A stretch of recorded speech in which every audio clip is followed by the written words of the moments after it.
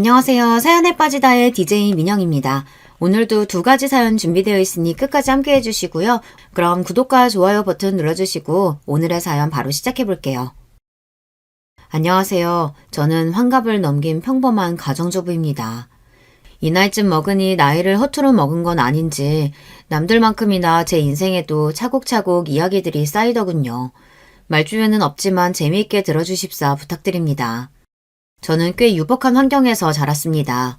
의사인 아버지와 교육자 집안 출신 어머니 모두 성격에 모난 데 없이 유순한 분들이셔서 그랬는지 몰라도 저도 주어진 제 환경에 만족하면서 부모님 속 크게 썩이지 않고 자랐어요. 학교 다니면서 나름대로 공부도 열심히 한 편이고 대학 생활도 성실히 한 편이었습니다. 부모님께서는 유난스럽지는 않으셨지만 늘 제게 주실 수 있는 가장 좋은 것들을 주시려고 항상 최선을 다하시는 분들이셨어요. 그리고 저 또한 그러한 부모님의 마음을 알기에 주시는 것들을 감사하게 받아가며 착한 딸로 살기 위해 노력했습니다. 그래서 대학 졸업반이 된 시기에 부모님께서 선자리를 권유하셨을 때에도 딱히 거부감이 들지 않았었습니다.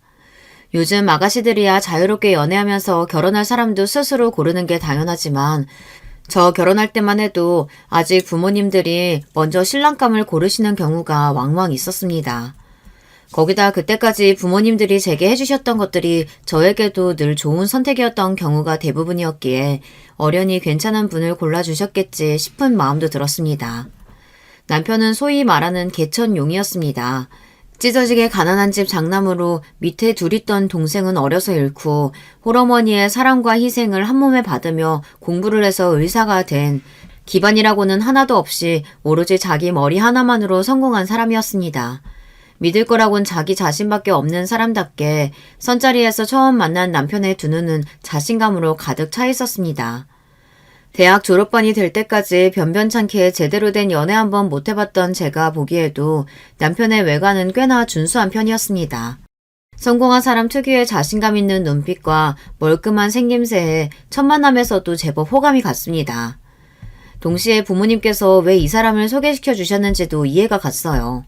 비록 가난하긴 했지만 의사가 되었으니 이제 돈도 적지 않게 벌게 될 것이고 홀어머니가 계시긴 했지만 다른 딸린 형제들이 있는 것도 아니니 버는 족족 밑빠진 독이 될 일도 없을 테였죠.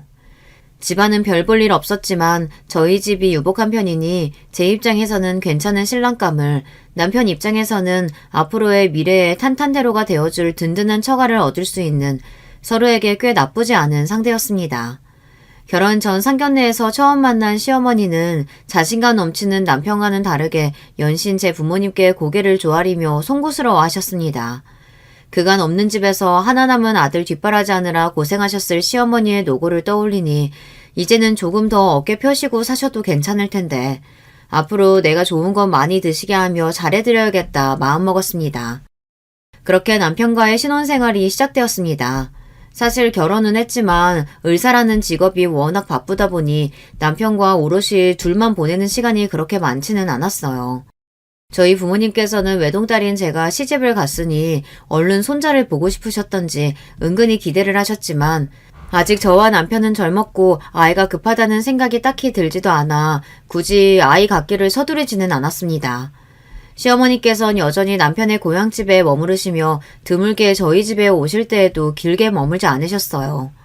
먼저 시집간 다른 친구들 얘기를 들어보면 쥐뿔도 없는 집안이라도 아들 가진 유세를 그렇게나 떤다고들 하는데 저희 시어머니는 잘난 아들을 제게 보내놓고도 유세라고는 부릴 줄을 모르시는 분이었습니다. 오히려 있는 집 자식인 저를 어려워하시는 것처럼 보였어요. 잠깐 집에 머무르실 때에도 혹시나 제가 수고스럽진 않을지 늘 마음을 쓰셨습니다.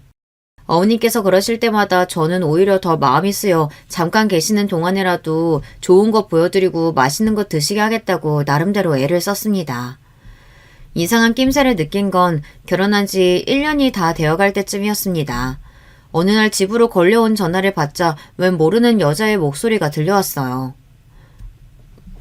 거기 김수철 선생님 댁 맞나요? 네, 그런데요. 실례지만 전화 주신 분은 누구실까요? 이내 뚜뚜뚜 전화가 끊어지고 공허한 신호음 소리만 들렸습니다. 왜 갑자기 전화가 끊겼지 의아한 생각이 들었지만 곧 대수롭지 않게 넘어갔습니다. 그렇게 그런 전화가 왔다는 것도 잊어버릴 무렵 또다시 이상한 전화가 걸려왔습니다. 여보세요? 분명 상대방이 수화기를 들고 있는 게 느껴지는데 말이 없었습니다. 처음엔 대답이 없으시면 이만 끊겠습니다. 대꾸하고 바로 전화를 끊었지만 그러고도 며칠 새 비슷한 전화가 수차례 걸려오자 조금 무서운 기분이 들기 시작했어요. 그렇게 오만 가지 심란한 생각들을 떠올려가며 기억을 더듬어가자 문득 왜 모르는 여자가 남편을 찾는 전화를 걸어왔던 것이 기억났습니다. 그때 그 여자가 저 말없이 전화를 걸어오는 사람이라는 물증은 없었지만 어쩐지 감히 그 두 사람이 동일 인물이라고 말하고 있었습니다. 그날 저녁 늦게 퇴근한 남편에게 물었습니다. 요즘 집에 전화를 걸어놓고 말도 하지 않으면서 먼저 끊지도 않는 사람이 있어요. 양복 재킷을 벗던 남편이 순간 멈칫했습니다. 그러나 이내 짐짓 침착한 어투로 제게 물었습니다. 잘못 걸었겠지. 그게 아닌 것 같아요. 벌써 며칠 새 그런 전화가 몇 통이나 왔는지 몰라요. 남편은 딱히 말이 없었습니다. 저는 그런 남편의 눈치를 살피며 진짜 물어보고 싶었던 말을 꺼냈습니다. 일전에 웬 여자에게서 당신을 찾는 전화가 온 적이 있었어요. 혹시 누군지 짐작 가는 사람 없어요? 내가 당신 말고 아는 여자가 어딨어. 지금까지와는 다르게 대답이 빠르다는 생각이 들었지만 남편으로부터 짐작 가는 여자에 대한 말은 들을 수 없었습니다. 그리고 이상하게도 그 대답이 오히려 제 의심에 불을 붙이는 꼴이 되어버렸어요. 의심이 확신이 된 건 그리 오랜 시간이 지나지 않아서였습니다. 친정 어머니와의 식사 약속에 가기 위해 나선 집 대문 맞은편 전봇대 뒤에 웬 젊은 여자가 한 명 서 있었습니다. 더운 여름 땡볕 아래에서 한참을 그 자리에서 서 있었던 모양인지 여자는 땀 범벅이었습니다. 여자는 저와 눈이 마주치자 낯빛이 회색빛으로 질렸습니다. 순간 짐작했습니다. 아, 저 여자구나. 가슴속에서 무언가 쿵 떨어지는 기분이 들었지만 한 번은 그 여자를 만나야만 할 것 같다는 생각이 들었습니다. 그 여자에게 다가가는 그 짧은 시간이 마치 억겁같이 느껴졌습니다. 여자를 집으로 불러들일 수 없어 근처의 찻집으로 데리고 갔어요. 여자는 자기가 먼저 찾아왔는데도 쉽사리 입을 떼지 못하고 제 앞에서 물만 벌컥벌컥 들이켜댔습니다. 결국 제가 먼저 입을 뗐죠. 저희 남편 때문에 오신 건가요? 여자가 얼어붙었습니다. 머릿속이 어지러워 제대로 보지 못했던 여자를 저는 그제야 찬찬히 훑어보았습니다. 행색이 남루하긴 했지만 여자는 제법 애떼고 예쁘장한 편이었습니다. 이런 유행의 여자를 좋아했던 건가 이상하게도 그 상황이 꼭 남의 일처럼 느껴졌습니다. 혹시 내게 앙심을 품고 있는 건 아닌가 그간 두려워했던 것과는 다르게 오히려 여자 쪽에서 저를 두려워하는 것 같았습니다. 그러자 여자에게 말을 거는 것이 그리 꺼림칙하게 느껴지지 않았습니다. 혹시 저 몰래 저희 남편 만나고 있나요? 제 말에 여자가 화들짝 놀랐습니다. 아니에요. 저는... 여자가 겁먹은 얼굴로 더듬더듬 이어간 말을 정리하면 이랬습니다. 여자는 남편의 고향에 살고 있었어요. 찢어지게 가난한 집안의 딸인 여자는 간신히 여자 중학교를 졸업하고는 공장에 취직해 밤에는 여성 야학에 다니며 검정고시를 준비했다고 했습니다. 남편과는 방학 중 잠깐 고향에 내려와 야학 선생으로 봉사하는 선생님과 학생으로 처음 만나게 되었다는군요.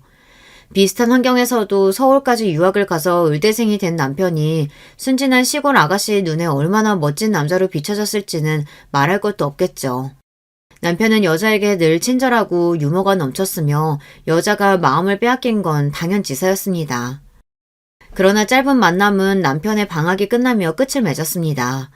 여자에겐 연애였지만 남편에게는 그저 학교를 벗어난 짧은 기간 동안의 유희일 뿐이었으니까요.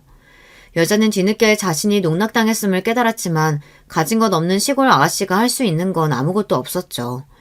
그 후 남자를 다시 볼 수는 없었지만 남자의 어머니가 여전히 그 지역에 살고 계셨기에 채 1년도 지나지 않아 한 달이 건너 남자의 결혼 소식을 전해 듣게 되었다고 했습니다.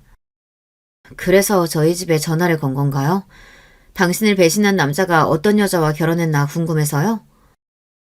여자는 마른 침을 꾹꾹 삼키더니 이내 저를 경악하게 만들었습니다. 아이가 있어요. 순간 심장이 얼어붙는 것 같았습니다. 사실 남편에게 여자가 있으리라는 의심을 시작하면서부터 이런 최악의 상황을 가정해보지 않은 것은 아니었습니다. 그러나 속으로 의심만 하던 것과 당사자에게 확인 사살을 당하는 것은 그야말로 하늘과 땅 차이더군요. 커피잔을 쥔 손이 덜덜 떨려 손잡이에서 황급히 손을 떼어냈습니다. 남편도 알아요? 네. 아, 눈앞이 깜깜해졌습니다. 남편의 수상했던 반응은 이것 때문이었구나. 모든 상황이 실에 엮인 듯 순식간에 짜맞춰져 갔습니다. 불륜을 하고 있어서가 아니라 제게 혼외자가 있다는 걸 알아서 나온 행동이었구나. 남편이 아이 키우는 걸 도와줬나요? 그러자 여자의 눈에 눈물이 맺히기 시작했습니다. 울음 섞인 목소리로 여자가 말을 이었습니다. 그때 이후로 선생님은 한 번도 가까이서 뵌 적이 없어요. 전화로 아이가 생겼다고 말했는데 그게 내 애인지 어떻게 확신하냐며 아이 낳고 한 번은 병원 근처로 찾아가 본 적도 있었는데 모르는 사람처럼 그냥 가버리셨어요. 기가 막힐 따름이었어요. 여자의 입에서는 이제 울음소리가 새어나오고 있었습니다. 미칠 것 같은 정신을 간신히 붙잡으며 저는 여자에게 반드시 확인해야 할 질문을 했습니다. 그게 정확히 언젠가요? 제가 그 사람과 결혼하기 전인가요? 그 이후인가요? 제가 찾아간 게 결혼하시기 한 달 전쯤이었어요. 발밑이 꺼지는 것 같았습니다. 결혼 전에 남편에게 의심스러운 정황은 단 한 번도 느낀 적이 없었어요. 만날 때마다 늘 장난스럽고 대화가 넘쳤던 남편을 떠올리니 소름이 끼칠 정도였습니다. 그러니까 제게 이미 혼외자가 있다는 사실을 알고 있었음에도 불구하고 제게 티 하나 내지 않고 이 결혼을 진행시켰다는 겁니다. 아연에 있는 제 앞에서 여자는 애원을 하기 시작했습니다. 아는 사람이 천지인 고향에서 아이를 낳을 순 없어서 외지로 나와 아이를 낳긴 했는데 결혼도 않고 아이 낳은 여자라고 일구하기도 쉽지 않고 제가 혼자서 이 아이를 기를 수가 없어요. 제발 우리 아이 좀 데려가 주세요. 제가 계속 데리고 있으면 저희 둘 다 죽어요. 제발 아이 좀 키워주세요. 제발요. 넋이 나간 제 앞에서 이제 여자는 대성통곡을 하기 시작했습니다. 서름에 북받쳐 꺽꺽 숨까지 넘어가며 우는 여자의 모습에 오히려 제가 울고 싶어졌습니다. 그러나 이상하게도 눈물 한 방울 나오지 않았습니다. 꺽꺽 우는 여자를 그 자리에 남겨두고 저는 휘적휘적 휘청거리는 걸음으로 찻집을 나섰습니다. 죽어도 그 남자가 퇴근해 돌아오는 집으로 돌아가고 싶지가 않았습니다.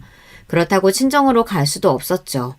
대체 어디로 가야 하나, 갈 곳이 없구나, 황망한 기분에 길바닥에 한참을 우두커니 서 있자 저 멀리서 식겁을 하고 달려오는 친정 어머니의 모습이 보였습니다.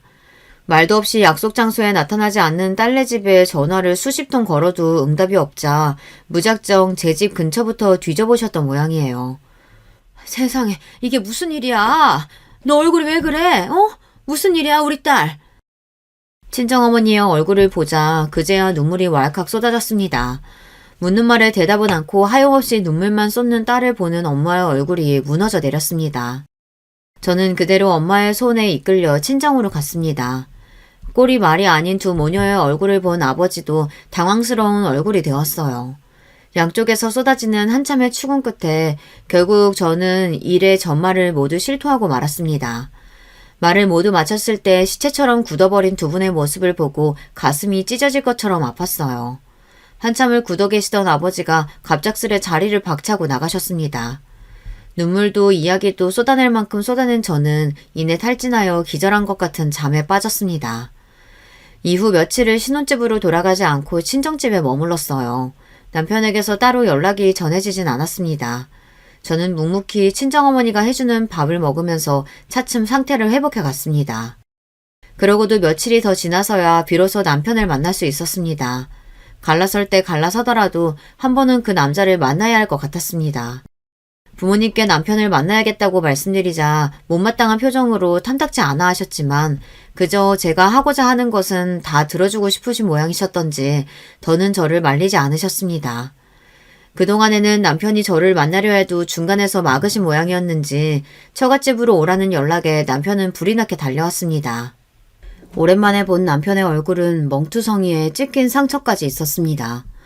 나중에 알고 보니 제가 남편의 혼외자의 존재를 알게 된 바로 그날 아버지께서 남편이 근무하는 병원으로 쳐들어가 남편을 박살을 내셨다고 합니다.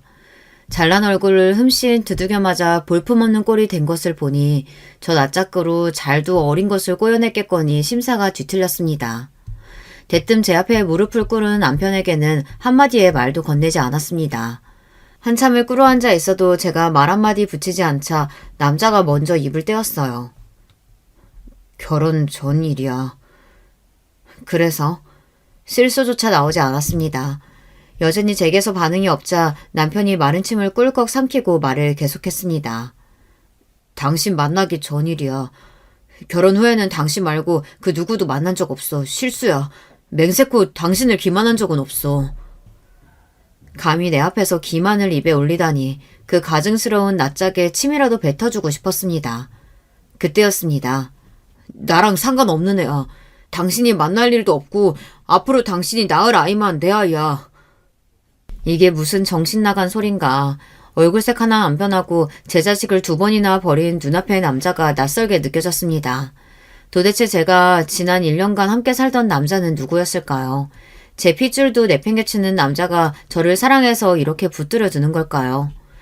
그저 제 출세에 아내의 배경이 필요했던 거겠죠. 거기까지 생각이 미치니 눈앞의 남자가 징그럽게만 느껴졌습니다. 당신 그동안 어디서 잤어? 차갑기 짝이 없는 제 말투에 남편이 움찔했습니다. 처음으로 제 입에서 나간 반말에도 미처 신경을 못 쓰는 것 같았습니다. 그야 당연히 우리 집에서. 기가 찼습니다. 하기야 바로 며칠 전 병원에서 제 장인에게 그런 망신을 당했으니 집으로 도망치고 싶기도 했겠죠. 당분간 집에 들어오지 마. 그 집 내 부모님이 나 잘 살라고 주신 집이야. 그런 집에 당신 들이고 싶지 않아. 길게 얼굴 마주치고 싶지도 않고. 여전히 무릎을 꿇은 채로 쩔쩔매는 모습이 추레하기 짝이 없었습니다. 남편이 몇 번 더 우는 소리를 했지만 대꾸 없이 냉랭한 제 모습에 결국 자리를 떴습니다. 부모님이 만류하셨지만 저는 그 길로 다시 신혼집으로 들어갔습니다. 제가 잘못한 게 없는데 더는 집을 나와 있고 싶지도 않았고 무엇보다 평소대로 생활하지 않으면 더 견디기가 힘들 것 같았습니다. 친정집으로 저를 보러 온 이후 남편은 몇 번을 더 찾아와 빌고 애원하기도 하고 그러다 이대로 정말 이혼이라도 할 생각이냐며 적반하장으로 소리를 지르기도 하다가 또다시 비는 지난 과정을 몇 차례 더 반복했습니다.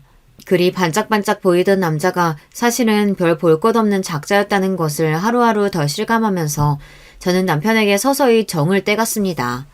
갑작스레 새벽에 걸려온 전화를 받은 건 제가 신혼집으로 돌아온 지 3주가 다 되어갔을 시점이었어요.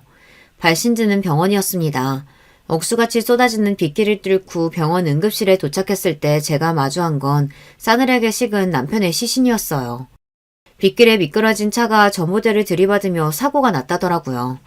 당시 남편은 만취 상태로 그대로 즉사했다는 경찰과 의료진의 설명에도 이 모든 상황이 꿈같이 느껴졌습니다. 간신히 정신을 차린 건 뒤이어 소식을 듣고 응급실에 들어선 친정어머니의 남편에 대한 분노에 찬 저주의 목소리 때문이었습니다.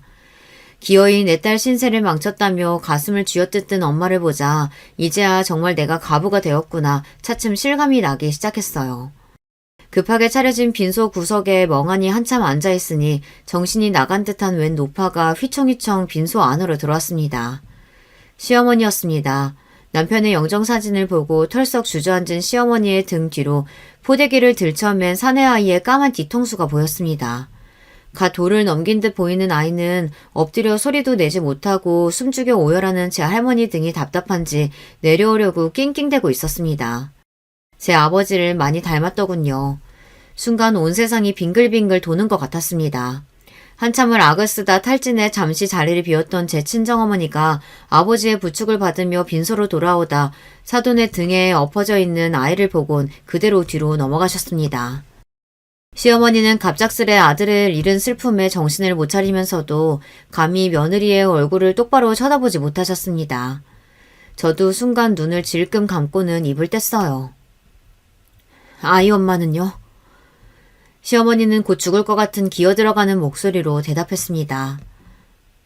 얼마 전에 집 앞에 아이만 놓고 연락도 안 되고. 차마 아이를 제 집 앞에 놓아두진 못하고 시어머니 댁에 두고 사라진 모양이었어요. 초라하기 짝이 없는 노파의 모습에 분노와 측은함이 뒤죽박죽되어 돌아버릴 것 같은 마음으로 다시 물었습니다. 어머니도 아셨어요? 시어머니가 순간 우뚝 굳어버렸습니다. 아, 나는 두 모자 모두에게 농락당했구나. 그간 제게 그리도 숙이고 들어오던 모습이 어려운 며느리에 대한 배려가 아니라 죄책감 때문이었구나. 더는 마주치기도 싫어 그 길로 빈소를 박차고 나와버렸습니다. 왜 나한테 이런 일이 생긴 거야. 내가 뭘 잘못했는데. 남편의 죽음에도 눈물 한 방울 나지 않았습니다. 속으로 남편에게 저주를 퍼부었어요. 세상에서 제가 가장 불쌍한 사람인 양 애처롭게 굴던 마지막 모습이 떠올랐습니다. 그런 사람을 잃었다고 곧 죽을 사람이 되어버린 시어머니와 아무것도 모르는 어린 것의 모습이 뒤죽박죽이 되어 머릿속을 어지럽혔습니다. 어리석은 사람, 제 자식도 버리고 눈앞의 것을 놓칠까 그리 아등바등 하더니 결국 손에 아무것도 쥔 것 없이 갔구나. 새벽 공기에 차츰 머리가 식어가자 마음도 점점 가라앉는 것 같았습니다. 사람 없는 빈소 구석에 쭈그러든 시어머니와 그 옆에 짧은 사지를 펴고 잠이 든 아이의 모습이 보였는데요. 아이를 제대로 본 건 그때가 처음이었어요. 쌕쌕거리며 잠든 아이의 양뺨이 분홍빛으로 물들어 있었습니다. 넋이 나가있던 시어머니가 순간 흠집 놀라 저를 쳐다보았어요. 아이 이름이 뭐예요? 시어머니가 머뭇거리다가 답했습니다. 아이 친모가 따로 남겨둔 게 없어서 저는 그냥 아가라고. 이제 더 놀라울 것도 없었습니다. 그 뒤로 제가 말이 없자 시어머니가 기어들어가는 목소리로 말을 이었습니다. 엄마가 아이 가진 걸 알고 결혼시키려고 했는데 아들이 싫다고 한사코 질색을 해서 그러면 안 된다고 벌 받는다고 천벌 받을 거라고 귀한 댁 따님과 결혼한다고 할 때 제가 말렸어야 했는데 제 연락도 받아주질 않아서 죄송합니다. 잘못했습니다. 잘못했어요. 덜덜 떨리는 노파의 몸이 곧 사라질 듯 작게만 느껴졌습니다. 그 초라한 모습에 완전히 원망만 할 수 없는 기분이 들자 가슴에 시퍼렇게 멍이 드는 것 같았어요. 홀로 평화롭게 잠든 아이를 바라보며 비로소 저는 눈물을 뚝뚝 흘리기 시작했습니다. 어떻게 장례를 치렀는지도 모르겠습니다. 조문객들도 많이 드나들지 않고 조용히 장례가 마무리된 후 저는 다시 시어머니와 대면했습니다. 아이, 어머님이 키우실 건가요? 시어머니는 대답이 없었습니다. 당신 연세도 적지 않은데 그 형편에 아직 피덩이인 아이를 키워내는 게 쉬운 일은 아니겠죠. 하지만 그렇다고 아들까지 잃은 마당에 차마 아들의 혼외자를 키워달라는 염치 없는 소리를 할 수 있을 정도로 경우 없는 양반은 아니었어요. 아이, 제가 데리고 갈게요. 시어머니의 눈이 경악으로 튀어나올 것 같았습니다. 감히 생각지도 못했겠죠. 저는 여전히 차가운 표정으로 말을 이었습니다. 단, 아이 저한테 보내시는 그 순간부터 우리 인연은 끝난 겁니다. 저는 물론이고 아이랑도 연 끊겠다고 확실하게 약속해 주시면 아이 데려갈게요. 남편의 장례를 마친 뒤 홀로 집에 돌아와서 한참을 가만히 생각해 보았어요. 장례식장에서 잠깐 본 아이의 얼굴이 머릿속에서 떠나가질 않았습니다. 남편의 혼외자이니 제 입장에서는 미워해도 이상하지 않을 아이인데 원망의 대상인 아이 부모가 모두 떠나서였을까요? 원망의 화살이 아이에게까지 향하지는 않더군요. 얼마 보지도 않은 아이가 왜 이렇게 생각이 나는 걸까? 한참을 생각 끝에 저는 결론지었어요. 남편의 아이라서가 아니었습니다. 태어난 지 1년이 지나도록 제 부모에게 이름도 받지 못한 채 엄마에게도 아빠에게도 버림받은 아이. 마땅히 받아야 할 이들에게 사랑받지 못하고 외면당한 아이. 이상하게도 그 아이에게 동질감이 느껴졌습니다. 아무리 말렸다지만 남편에게 자식이 있다는 걸 알면서도 결혼하도록 둔 시점에서 제 입장에선 어머니도 공범이에요. 이걸로 어머니와 저 사이의 인연은 정리했으면 합니다. 아이도 마찬가지예요. 저한테 온 순간부터 그 여자아이도 남편 아이도 아닙니다. 제가 아이 키워주길 바라신다면 두 번 다시 저와 제 아이 앞에 나타나지 마세요. 자식 잃은 부모에게 손자와의 인연까지 끊으시라 말하는 제가 저 스스로도 야멸차게 느껴졌지만 아이를 제외하고 남편과 관련된 모든 인연을 다 끊어내고 싶었습니다. 시어머니는 제 말에 한참을 흐느끼셨지만 아이를 생각하면 당신보다 더 많은 것을 줄 수 있는 제게 보내는 것이 정답임을 알고 있었다는 듯 군말 없이 제 요구를 받아들이셨어요. 아이를 데려오자 제 친정은 뒤집어졌습니다. 친정아버지께선 당장 아이를 내보내라 노발대발하셨어요. 어머니는 아예 머리를 싸매고 드러 누우셨습니다. 그러나 저도 결코 가벼운 마음으로 아이를 데려온 게 아니었기에 친정 부모님과 저의 대치 상태는 길어졌습니다. 그러는 와중에도 아이는 하루가 다르게 자라났죠. 처음 며칠간은 낯선 사람에게 적응하지 못해 울음을 그치지 않고 칭얼거렸지만 울음소리조차 작고 순한 아이였어요. 아무것도 모르는 상태에서 덜컥 아이를 데려와 급히 구한 베이비시터도 이렇게 순하게 우는 아이는 처음이라며 아이를 예뻐했습니다. 아이는 금방 손을 탔습니다. 며칠 새 제가 익숙해졌는지 제가 안아들어도 울음이 잦아들었고 금세 저와 눈을 맞추며 방실방실 웃는 것이 그간 폭풍같이 휘몰아치던 일련의 사건들에 얼어붙은 제 가슴을 녹여주는 것만 같았습니다. 친정 부모님들은 1년 가까이 버티셨지만 결국에는 당신들의 하나뿐인 외동딸의 고집에 져주셨습니다. 저도 저지만 아이가 너무나도 사랑스러웠거든요. 아이의 외양은 남편을 닮았지만 성격은 순하고 조용한 것이 남편과는 영 딴판이었습니다. 지난 여름 찻집에서의 대면을 떠올리며 아이의 성격은 제 친모를 닮았나 속으로 생각했습니다. 아이 친부 성정을 닮지 않았다니 차라리 다행이다 싶었습니다. 제가 낳은 아이는 아니었지만 몇 날 며칠을 고심해가며 직접 아이 이름을 짓고 제 손으로 손수 먹이고 입히고 재워가며 그렇게 저는 엄마가 되어갔습니다. 아이는 속 한번 썩이지 않고 자랐습니다. 아이가 제게 오기까지의 일련의 과정을 생각해보면 아이를 키우는 게 수월하게 느껴질 정도였어요. 오히려 가끔은 아이가 너무 착한 아이로만 자라려고 하는 것은 아닐까 애처로운 마음이 들기도 했습니다. 다들 시시하기는 했지만 아이의 존재를 알게 된 직후 친정아버지가 병원에서 공개적으로 남편에게 망신을 준 일부터 시작해서 갑작스러운 사고로 남편이 떠나는 등 시끄러운 사건들이 너무 많았습니다. 게다가 아이의 나이부터 시작해 여러모로 시기상 들어맞지 않으니 제 사정을 조금만 아는 사람이라도 제가 친모가 아니라는 걸 짐작하기는 어렵지 않았겠죠. 아무리 조심을 한다고 해도 손바닥으로 하늘을 가릴 수는 없는 노릇입니다. 저 모르게 쉬쉬하다가 아이가 진실을 알고 제가 없는 곳에서 혼자 상처받을까봐 염려스러웠습니다. 결국 중학교 입학을 앞둔 아이를 앞에 앉혀두고 저는 무거운 마음으로 입을 열었습니다. 아들, 지금부터 엄마가 하는 말은 다른 생각 없이 그저 엄마가 하는 말 그대로만 들어줬으면 좋겠어. 이야기를 채 시작도 하지 않았는데 아이가 고개를 떨구고 눈물을 뚝뚝 흘리기 시작했습니다. 순간 짐작했습니다. 이미 알고 있구나. 진작 내 입으로 말해줬어야 하는데 내 두려움을 이기지 못해 내 새끼 가슴에 피멍이 들게 했구나. 그간 저에게 말도 못하고 아이 혼자서 끙끙 앓았을 생각을 하니 가슴이 찢기는 것 같았습니다. 아이가 누구에게 어떤 식으로 무슨 말을 들었을지 너무나 두려웠습니다. 저는 더는 숨기지 않고 저와 우리 아이가 어떻게 만나게 되었는지 사실 그대로만을 이야기해 주었어요. 눈물 범벅이 된 얼굴로 제 이야기를 말없이 듣고만 있던 아들은 제 말이 끝나자 울먹이는 목소리로 말했습니다. 죄송해요, 엄마. 정작 죄송해야 할 사람들은 다 떠나고 없는데 왜 남겨진 우리만 이렇게 서로에게 미안해야 할까. 끝끝내 아이는 몰랐으면 했던 상처를 마주하며 다시 한번 떠난 남편에 대한 원망스러운 마음이 불쑥 튀어나왔습니다. 아들, 엄마는 그 누구에게도 떠밀리지 않고 엄마 스스로 너의 엄마가 되기를 선택했어. 그건 돌아가신 네 아버지 때문도 아니고 주변 시선 때문도 아니야.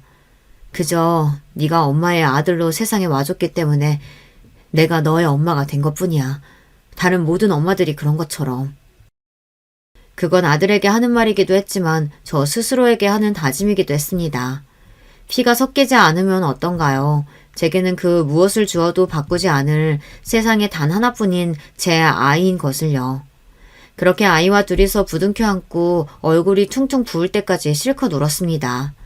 제 품에 꽉 들어차는 아이에게 그 어떤 때보다도 충만함을 느끼며 비로소 그간의 응어리가 씻겨 내려가는 것 같았습니다.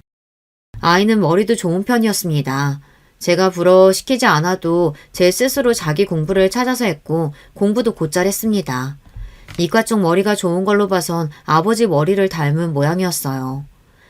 아이에게 문득 예전 남편의 모습이 보여도 이젠 자연스레 받아들일 수 있게 되었습니다. 그간 시간이 흘러 그랬는지 그래도 한때는 반짝이던 기억이던 짧았던 결혼 생활도 담담하게 추억할 수 있게 되었죠. 아이는 살가웠습니다. 그 또래 남자아이들답지 않게 엄마를 살뜰히 챙기는 다정한 아들이었죠. 가족이라고는 단 둘뿐이니 자연히 둘이 붙어 지내는 시간이 많은 편이었습니다. 집에 돌아온 아이가 그날의 시시콜콜한 이야기를 제잘되는 시간이 인생의 가장 큰 낙이었죠. 그럴 때마다 나는 이 아이를 통해 치유받고 있구나. 소소하지만 매일이 행복했습니다. 늘 내심 걱정했던 것과는 달리 아이는 구김살 없는 성격으로 자라났습니다. 비록 저희 친정 부모님께서 넌지시 재혼에 대한 이야기를 꺼내실 때마다 아이가 자라면서 아버지가 필요한 순간마다 겸연쩍은 표정을 짓곤 하지만 그럴수록 제가 더 뻔뻔하게 아이에게 치대곤 했습니다. 제 성격에 처녀 시절이었으면 상상도 못할 행동인데 어느새 그런 행동도 낯짝 두껍게 할 수 있는 엄마가 되어 있더라고요. 아이가 저를 기쁘게 해주려고 더 열심히 공부하는 것도 알고 있었어요. 저희 부모님께서 제게 그러하셨듯 저 또한 아들에게 제가 해줄 수 있는 가장 최고의 미래를 주고 싶었기에 정신적, 물리적 지원을 아끼지 않았지만 그런 아이의 심신이 지칠까 둘이서 여행도 많이 다녔습니다. 새로운 것에 대한 호기심이 한창일 아이의 즐거워하는 모습을 보며 저도 아이와 함께 자라고 있음을 깨달았습니다. 아들이 의과대학에 진학하고자 하는 의사를 밝혔을 때에도 늘 그래왔듯 아이를 지지해 주었습니다. 항상 많은 대화를 나누는 모자 사이였기에 이미 아이의 생각은 일찍이 알고 있었어요. 그리고 아이의 적성에도 그쪽이 잘 맞는다고 판단했습니다. 그런 아들에게서 남편의 모습이 떠오르는 건 어찌할 수 없는 자연스러운 일이었죠. 제법 어른 티가 나는 아들은 젊은 남편의 모습을 꼭 닮아있기도 했습니다. 대학교 합격차 발표가 나고 아들은 거뜬한 성적으로 원하던 대학교의 의과대학에 당당히 합격을 했습니다. 아들의 인생에 더없이 기쁜 날을 함께하면서 그간의 시간들이 떠올라 주책맞게 눈물이 나왔습니다. 아들은 저를 꼭 안아주며 말했습니다. 엄마, 고마워요. 지금 내가 가진 것들은 다 엄마가 해준 거야. 이제는 엄마한테 받았던 것들 다 내가 엄마한테 해줄게요. 사랑해요. 제 품에 쏙 안기던 작은 아이가 이제는 엄마를 품에 가둘 수 있을 정도로 장성한 사내가 되었습니다. 언제 이렇게 커버렸나 지나간 시간들이 아쉽게만 느껴졌습니다. 내 새끼 고생했다. 장하다 내 새끼. 이렇게 잘 커줘서 우리 아들한테 엄마가 너무 고마워. 대학 입학과 동시에 아들이 대학 기숙사에 들어가게 되며 아들과 함께 살던 집에 저 혼자 남겨졌습니다. 함께 살게 된 일에 아들과 떨어져 지내게 된 건 처음이었어요. 아들이 없는 집이 어찌나 휑하게 느껴지던지요. 해질녘에 썰물이 빠지듯 마음이 헛헛했습니다. 본격적으로 학기가 시작되면서 아들은 그야말로 눈꽃 뜰 새 없이 바빠졌습니다. 당연히 아이 얼굴 한번 보기도 쉽지 않아졌죠. 의대생의 학습량이 어마어마하다는 것을 익히 알고 있었기에 그저 몸 상하지 않기만을 간절히 기도했습니다. 아들은 바쁜 와중에도 틈틈이 연락하는 것을 잊지 않았어요. 집에 외롭게 혼자 남겨진 엄마에게 다정한 마음을 써준 거였겠죠. 바쁜 와중에도 첫 연애를 시작했다는 소식에 내 새끼가 비로소 어른이 되었구나 싶었습니다. 아들의 여자친구는 같은 과 동기였습니다. 바쁘고 고단한 일정에 서로 의지가 되어주며 마음이 싹튼 모양입니다. 여자친구 역시 의사 집안의 딸이었어요. 처음 생긴 아들의 여자친구가 궁금한 마음에 밥 한 끼 사주고 싶다며 만난 아들의 여자친구는 참하고 예쁜 아이였어요. 집에서 사랑 잔뜩 받고 자란 아이 특유의 해맑은 모습이 무척 사랑스러웠습니다. 뭐가 그래도 좋은지 연신 서로의 얼굴을 바라보며 미소가 가득한 아들과 여자친구의 모습이 보기 좋았어요. 참으로 반짝이는 청춘이구나. 내 아이를 저렇게 웃게 해주는 사람이라니 두 사람이 오랫도록 사이좋게 잘 지내길 진심으로 바랬습니다. 기쁘게도 두 사람은 대학 시절 내내 안정적인 연애를 했습니다. 처음부터 그 아이가 마음에 들었었기에 의대 본과를 졸업하고 두 아이 모두 나란히 의사 면허 취득 후 같은 대학병원에서 근무하기 시작하자 자연히 결혼 이야기가 나오게 되지 않을까 내심 기대를 하고 있었어요. 그래서 바쁜 근무 중 오픈날 오랜만에 집에 돌아온 아들을 슬쩍 떠봤습니다. 아들, 서연이랑 연애한 지도 이제 제법 오래됐는데 어떻게 결혼 이야기는 따로 해본 적 없어? 아니요. 서연이도 저도 아직 한창 바쁠 때인데 결혼이 그렇게 급한 것도 아니고 아직은 생각 없어요. 생각보다 아들이 결혼에 대한 이야기를 단호히 끊어내는 것 같았습니다. 그간 아들이 여자친구를 얼마나 좋아하는지 지켜봐온 제 입장에선 당연히 결혼 생각을 하고 있다는 대답이 나올 줄 알았는데 조금 의외였습니다. 그런가? 엄마는 당연히 엄마 며느리는 서연이라고 생각하고 있어서 그런가? 엄마가 너무 앞서갔나 보다. 그치? 아들은 별다른 반응 없이 묵묵히 식사를 계속했습니다. 그래, 당장은 연애하는 게 더 좋을 수도 있지. 나이 먹은 사람의 촌스러운 생각이었나 보다 하고 평소 잘 먹는 반찬을 아들 앞으로 밀어주었어요. 그렇게 또 몇 해가 지나갔습니다.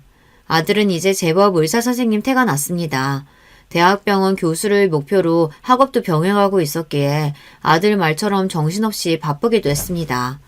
그래도 이제 좋은 사람도 옆에 있으니 가정을 꾸려서 단란하게 사는 모습도 보고 싶었어요.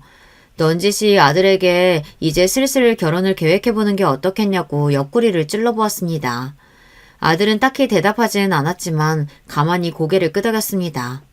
저도 며느리가 될 아이를 수년간 지켜보았고 사돈댁 분들께서도 저희 아이와 이미 교류가 있으셨기 때문에 암묵적으로 아이들 결혼에 동의를 한 상태여서 상견례 날짜가 잡혔습니다.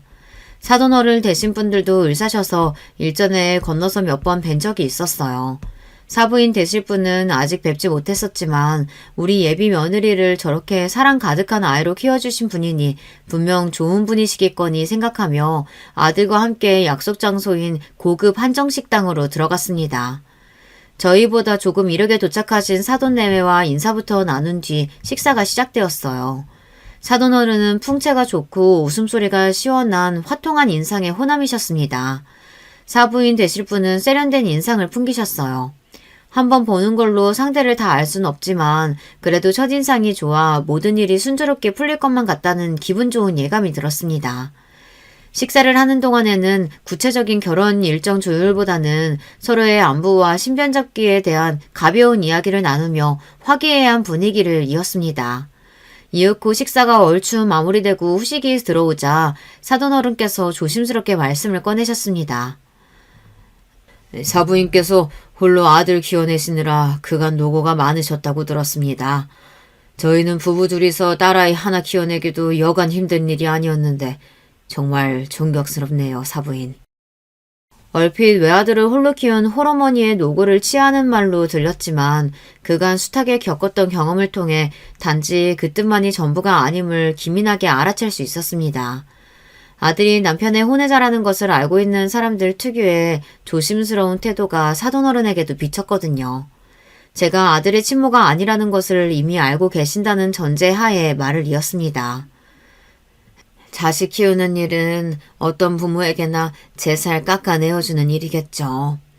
과분한 말씀에 몸둘 바를 모르겠습니다. 따님이 어쩜 저렇게 생각이 깊고 사랑스러운지 사돈내외께서 이리 잘 키운 딸 보내주셔서 정말 감사드립니다. 아이고, 저야말로 몸둘 바를 모르겠네요. 쑥스러워하시면서도 기분 좋게 웃음을 터뜨리시는 사돈어른의 말에 이어 사부인께서 한마디 하셨습니다. 그럼요. 대단한 일이죠. 내 아파 낳은 딸 자식 키우기만도 구만리였는데 피도 한 방울 안 섞인 아들 키우기가 어디 쉬운 일인가요? 존경스러워요, 사부인. 순간 당황했습니다. 사돈 내외가 이미 저희 집 사정을 어느 정도 알고 계시겠거니 짐작은 했지만 어지간해서 제 면전에서 아들과 제가 피가 섞이지 않았다는 사실을 대놓고 이야기하는 경우는 드물었거든요. 말의 뉘앙스도 표면적으로는 칭찬이었으나 비꼬는 의도가 명백하게 느껴졌습니다. 저만 그리 생각한 건 아니었던지 예비 며느리와 사돈어른의 얼굴이 순식간에 굳어버렸습니다. 갑작스레 경직된 분위기 속에서 사부인께서 태연히 말을 이었습니다. 일찍 떠난 남편의 피도 안 섞인 자식 품는다는 게 여자로서 얼마나 괴로운 일인지 제 입장에선 감히 상상도 할 수가 없네요. 아드님이 와중에도 저렇게 훌륭히 장성해 주었으니 얼마나 보람차시겠어요. 그간 고생 많으셨으니 아들 장가 보내시면 자유롭게 편히 사셨으면 좋겠네요. 사위가 아니라 아들이라 생각하고 이제 저희가 잘 챙기겠습니다. 엄마! 경악한 예비 며느리가 사부인에게 소리를 쳤습니다. 한마디로 당신 친아들도 아니지 않느냐. 결혼 후 간섭할 생각 말고 각자 인생 살아라. 이런 말을 아주 맵시게 돌려 말한 겁니다. 그래요. 요새 시자 들어간 식구들 두 팔 벌려 좋아라 하는 사람이 뭐 얼마나 되겠습니까? 하물며 사위와 피 한 방울 섞이지 않은 시어머니를 모셔야 할 귀한 딸을 생각하면 사부인 입장에서 제가 탐탁지 않을 수도 있겠다는 생각은 들었습니다. 그렇지만 제 새끼잖아요. 제 배 아파 낳은 게 아니라는 이유만으로 내 아이의 어머니로서 인정을 받을 수조차 없는 건가 순간 서러운 마음이 들었습니다. 일면식도 없던 모르는 여자에게 순식간에 아들을 뺏긴 기분이 들어 말문이 턱 막혔죠. 아들이 자리를 박차고 일어난 건 바로 그때였습니다. 아들은 거침없이 저희가 있던 룸 문을 제가 앉아있던 의자로 턱 가로막더니 무서운 기세로 다가와 저희 앞에 섰습니다. 우리 결혼은 없던 일로 하자. 굳은 표정으로 예비 며느리에게 폭탄 선언을 한 아들은 이내 노기가 등등한 얼굴로 사부인을 쏘아보며 내뱉었습니다. 결혼을 깰 때 깨더라도 사과는 받아야겠습니다. 제 어머니께 정중하게 똑바로 사과하지 않으시면 오늘 여기서 못 나가십니다. 아무리 화가 나도 어른들 앞에서는 늘 묵묵히 참기만 하던 아들이었습니다. 생전 처음 보는 단호한 아들의 모습에 놀라면서도 그래도 내 새끼만은 내 편이 되어주는구나 눈물이 핑 돌았습니다. 예비 며느리와 사돈어른도 화를 내며 사부인께 사과를 종용했어요. 당신 사부인께 이게 무슨 무례야? 당장 사과드리지 못해? 엄마, 나랑 안 이러기로 약속했잖아. 어서 어머니께 사과드려요. 아니, 내가 뭘 그렇게 못할 소리를 했다고? 욱해서 반발하면서도 그 자리에 있는 모두의 기세가 심상치 않자 사부인께서도 꼬리를 말고 제 눈치를 보기 시작하셨어요. 죄송합니다, 사부인. 제가 말을 좀 지나치게 했네요. 기어들어가는 목소리로 사부인이 제게 사과하자 아들은 싸늘하게 시선을 거두곤 제게 다가왔습니다. 엄마, 일어나세요. 아들은 제 손을 순식간에 낚아채더니 뒤도 돌아보지 않고 그 자리를 박차고 나왔습니다. 예비 며느리가 울먹이며 저희 뒤를 따라 나왔지만 아들은 그 길로 곧장 저를 차에 태웠어요. 운전하는 내내 굳은 표정인 아들의 눈치를 살피며 저는 놀란 가슴을 진정시켰습니다. 경사를 앞두고 좋을 말만 들어도 부족할 판에 또다시 아들 가슴에 생채기가 난 건 아닐까 걱정스러우면서도 정말로 아들의 혼사가 엎어질까 조마조마했어요. 네가 나 생각해서 그랬다는 건 알지만 그래도 양가 부모님 모신 자리인데 어른들한테 그런 건 잘못한 거야. 사부인께 사과드리고 서연이랑도 잘 풀어, 응? 걱정 반 꼬질한 반인 제 말을 듣자 아들이 갓길에 차를 세웠습니다. 그러고는 답지 않게 목소리를 높였어요. 저 사과 안 해요. 잘못한 거 없어요. 저가 잘못하지 않은 일로도 늘 잘못했다 사과하는 아들이었습니다. 아들의 단호한 기세에 이대로는 정말 안 되겠다 싶어 저는 불어 엄히 말했어요. 아무리 네 마음에 안 드는 말을 하셨다 해도 배우자 될 사람의 부모님이야. 어려워하지 못할 망정 그렇게 대해선 절대로 안 돼. 엄마가 너한테 그렇게 가르쳤어? 그러자 아들이 어린 아이처럼 눈물을 펑펑 쏟았습니다. 아들은 엉엉 울며 어릴 때도 안 하던 생떼를 부리며 소리쳤어요. 저 잘못하지 않았어요. 사과 안 해요. 잘못했다고 하지 마세요, 엄마. 잘할 때도 좀처럼 우는 모습을 보이지 않던 아들이 아기처럼 소리내어 울자 당황한 저는 그만 아들을 품에 꼭 끌어안고 달래기 시작했습니다. 아들은 그간 쌓였던 서름까지 다 털어내는 양 울음을 그치지 않았습니다. 가여운 내 새끼, 귀하디 귀한 내 새끼. 그래, 그간 낳아주지도 않은 어미 밑에서 자라며 쌓인 사름이 오죽했겠습니까. 그저 내 아들 가슴에 들 멍까지 나한테 다 넘어왔으면 바라고 또 바라며 아들의 등을 쓸어주었습니다. 한참을 눈물을 쏟아낸 뒤 어느 정도 진정한 아들에게서 그간의 이야기를 들을 수 있었습니다. 예비 며느리와 아들이 처음 결혼 이야기를 한 건 학부생 때였다고 했습니다. 그간 결혼 이야기에 늘 반응이 없었던 아들의 모습을 떠올리며 속으로는 놀랐지만 잠자코 이야기를 계속 들었습니다. 사부인은 아들을 처음 만났을 때부터 혼외자인 걸 걸고 넘어졌다고 해요. 아들은 그동안 비슷한 일을 왕왕 겪어왔기에 자신에게 날을 세우는 것은 넘어갔지만 친어머니도 아닌데 결혼 후에는 시댁이랑은 좀 거리를 뒀으면 한다는 말까지 그냥 넘기지 못했다고 합니다. 여자친구에게 우리 엄마한테 저런 식으로 나온다면 너랑 결혼은 못할 것 같다며 결혼 이야기를 일축했다고 합니다. 그렇게 몇 년을 결혼 이야기를 미뤄오다 아들을 무척이나 마음에 들어 하셨던 사돈어른과 예비 며느리가 사부인께 단단히 다짐을 받아내어 만든 자리가 바로 이 상견례 자리였다는 겁니다. 결혼 안 하겠다는 거 허투루 한 말 아니에요. 엄마가 그런 말 들으실 이유 없어요. 저한테 가족은 엄마 한 분뿐이에요. 아들의 단호한 말에 미안함과 고마움, 서름 등 5만 가지 감정이 다 머리를 스치고 지나갔습니다. 일단은 아들을 진정시키는 게 먼저라는 생각에 저도 더는 말을 보태지 않았습니다. 다음날 사돈 내외와 예비 며느리가 양손 무겁게 저희 집으로 찾아오셨어요. 댁으로 돌아가 여간 부녀에게 들볶인 게 아닌지 겨우 하루 만에 다시 뵌 사부인의 얼굴이 수척했습니다. 사부인, 정말 죄송합니다. 제가 제 자식한테만 눈이 멀어 자식 키우는 사람에게 해서는 안 된 말을 했어요. 부디 노여움 푸시고 결혼 무르겠다는 말씀만 하지 말아주세요. 자식 이기는 부모가 어딨나요? 아무래도 예비 며느리가 초강수를 둔 모양이었습니다. 아직 서운한 마음이 채 가시진 않았지만 그래도 저 역시 예비 며느리가 예뻤고 이 혼사리를 깰 생각은 없었기에 대답했습니다. 하나 있는 외동딸 귀하게 키우셨으니 내 자식 생각이 가장 먼저 드는 거야 당연한 일이겠죠. 그렇지만 사부인, 저한테도 세상에서 제일 제 목숨보다도 더 제 아들이 귀합니다. 데려온 자식이라고 고깝게 보시지 말고 앞으로 부디 아껴주세요. 부탁드립니다. 제 간곡한 부탁에 사부인은 영 민망한 눈치였습니다. 아들 역시 마음이 완전히 풀어지진 않은 것 같았지만 아들이 여자친구를 얼마나 좋아하는지 잘 알고 있는 저는 이 결혼이 엎어지지 않은 것만으로도 다행이라는 생각이 들었습니다. 아들의 결혼식은 하늘에 구름 한 점 없는 화창한 가을날에 치러졌습니다. 비로소 바라던 제 짝과 맺어진 아들의 환한 얼굴을 보며 저 또한 너무나도 행복했어요.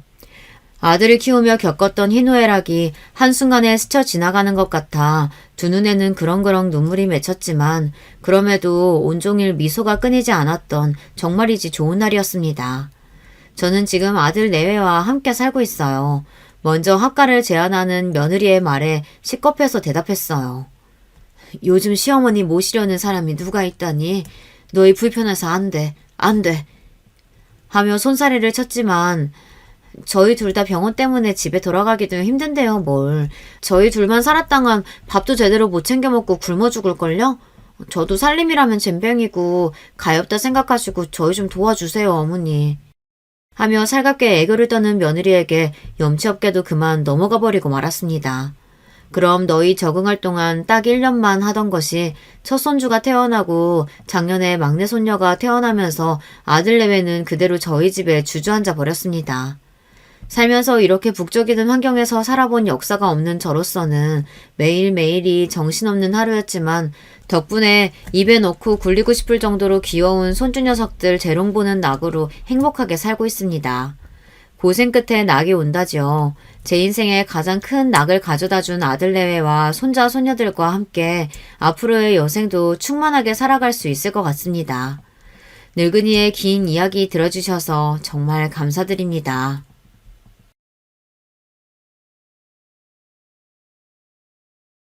여러분, 두 번째 사연 시작하기 전에 좋아요, 구독 꼭 눌러주실 거죠? 그럼 두 번째 사연 바로 시작합니다. 안녕하세요. 저는 서울에서 남편과 토끼 같은 딸과 셋이 행복하게 사는 40대 여자입니다. 오늘은 제 인생에서 제일 통쾌했던 사연을 제보하려고 해요. 뿌린 대로 거둔다는 말이 무슨 뜻인지 알게 된 날인데 어찌나 통쾌했던지 저는 이 사건을 여기저기 알리고 다녔습니다. 그랬더니 동료들이 요즘 이렇게 유튜브에 사연 소개도 해준다고 제보하라고 하길래 냉큼 왔어요. 그동안 살면서 내가 이런 날이 올까 생각했는데 진짜 오게 되어 신나기도 하고 사실 사연을 쓰는 지금도 믿기지 않아요. 그래도 저한텐 너무 의미 깊고 좋은 일이거든요. 아니 정확히 말하면 저를 포함한 우리 가족에게 너무 통쾌한 일입니다.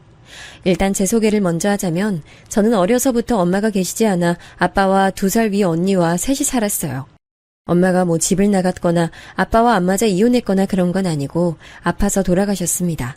그런데 엄마가 돌아가셨을 때 제 나이는 3살이라 너무 어려서 엄마에 대한 기억이 없어요.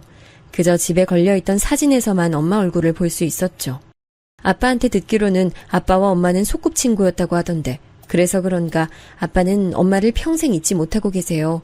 재혼은 생각도 해본 적 없고 유난히 엄마 얼굴이 많은 저를 예뻐하셨습니다. 그렇다고 해서 언니를 차별해 키웠거나 그런 건 절대 아니에요.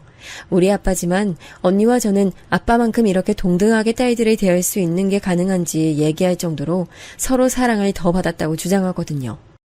아빠는 회사 다니며 우리를 키우셨는데 아무래도 혼자 자매를 키우는 게 당연히 쉽지 않았습니다. 게다가 우리가 어릴 때 살던 곳과 친가와 외가 2곳 다 멀어서 조부모님 도움도 받을 수 없었죠. 혼자 힘들게 일하며 우리를 키우는 걸 양가 어른들이 안타깝게 여기고 언니나 저나 둘 중 하나를 보내라고 해도 아빤 거절하셨어요. 본인이 키울 수 있다고 하시며 우리를 보내지 않았는데 아빠는 할 수 있는 선에서 최대한 우리를 키우셨습니다. 그래서 언니와 저는 엄마가 없어도 아빠만 있어도 행복했어요. 아빠는 주말에 일을 나가지 않는 날에는 대청소하고 반찬도 직접 해서 냉장고에 넣어놓으셨습니다. 고모가 그나마 제일 가깝게 살았는데 우리 자매에게 엄마처럼 대해주셨어요.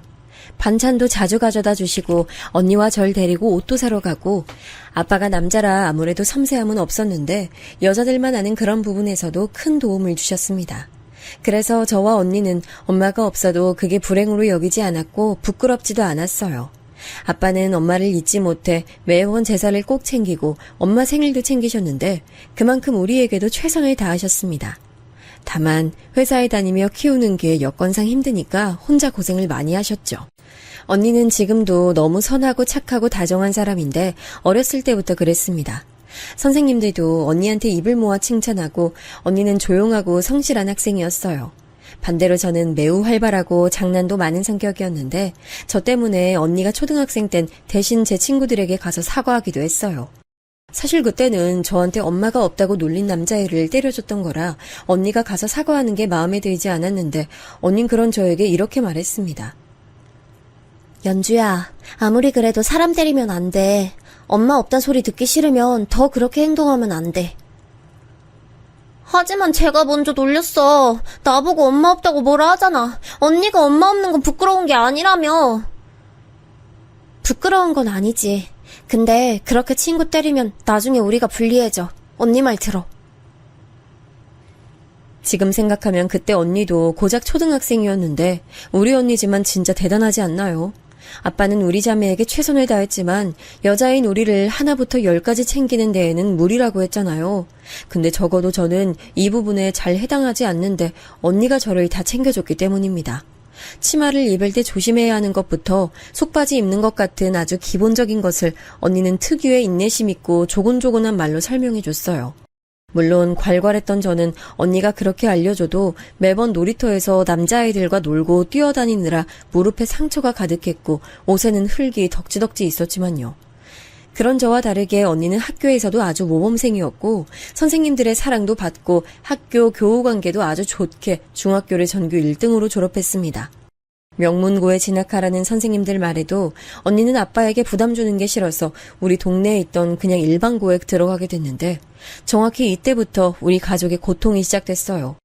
아빠는 그래도 멀쩡한 회사에 다녀서 언니와 제가 그렇게 가난하게 자라진 않았지만 반대로 부유하지도 않았고 그냥 평범한 집안이었죠. 그래서 언니를 공부할 수 있게 전폭적인 지원은 해주지 못했고 아빠는 그걸 항상 미안해하셨습니다. 그런 아빠를 보고 언니는 자기가 충분히 혼자 공부할 수 있다고 오히려 그런 아빠를 위로하며 고등학교 가서도 전교권 성적을 유지했어요. 그런데 그런 언니를 질투하던 무리가 있었습니다. 언니와 전교 1등을 다투던 언니였는데 이름을 아직도 기억해요. 박민영. 그 언니 이름인데 우리 언니를 지독하게 싫어해서 너무 괴롭혔거든요. 잊고 싶어도 잊을 수가 없는 이름인데 언니의 체육복을 가져가서 돌려주지 않거나 교과서를 몰래 버리거나 했습니다. 우리가 그렇게 넉넉한 형편이 아니라 문제집을 마음 놓고 살 수 없는데 그걸 알고 언니가 학교에 문제집을 들고 가면 몰래 버리는 것도 너무 많았어요.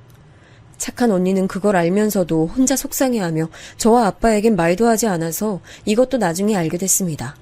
엄마가 없는 걸 알고 언니에게 엄마 없는 애라고 놀리고 교복을 일부러 잘라서 언니가 새로 교복을 샀던 횟수가 3번이 넘어요.